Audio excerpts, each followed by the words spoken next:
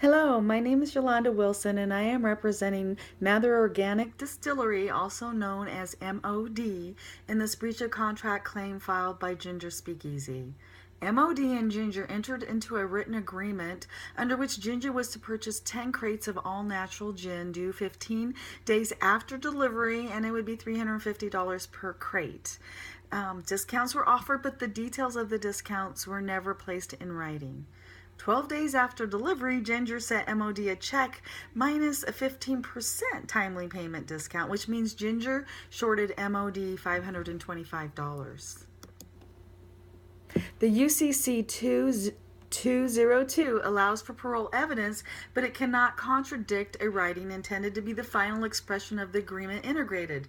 Here, there was no exact percentage discount included in the contract, so industry standards should be followed. A contract may be explained or supplemented by usage of trade under Section 2202B, which allows for contextual evidence such as industry norms to be considered in contract law disputes. This discount of 15% does not follow industry standards. There is usually a large discount if paid perhaps a month in advance, and sometimes 1 to 2% if paid around delivery or short time delivery, but usually when it's 12 days out of a 15-day contract, there's not usually a significant amount that's deducted. Section 1205 explains usage of trade, and that requires all parties that they know or they should be aware of industry laws and standards. Discounts are universal to many trades, and a 15% discount 3 days before the 15th due date after delivery is not an accepted trade process. The discount is an unfair surprise satisfying UCC 1303G, invalidating the claim discount.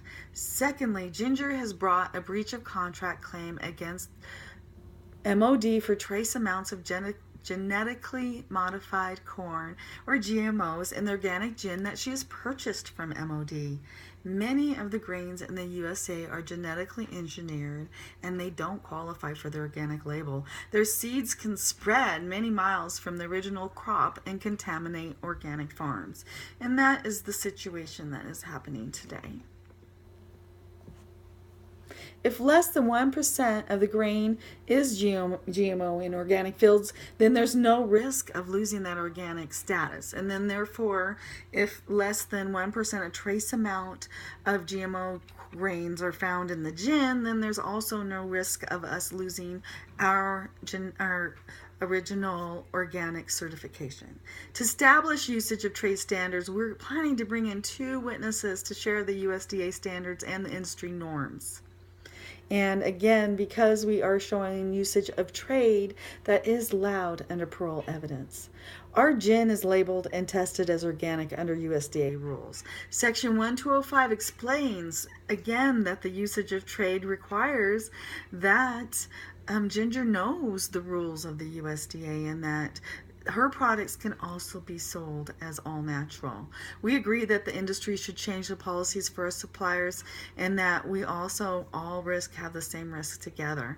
But unfortunately the system says that 1% is not considered, less than 1% is not considered damaged and still can be sold as organic. So how can you show damages?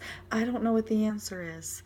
If you can come up with some kind of way that we can put it off onto my suppliers who can also possibly sue the the different farms that are contaminating their crops, then together under UCC 2722, we could all, third parties, original parties, we could all come together and try to sue for damages. However, how are we going to show damages when the USDA is going to continue to let us market our products as being organic and natural?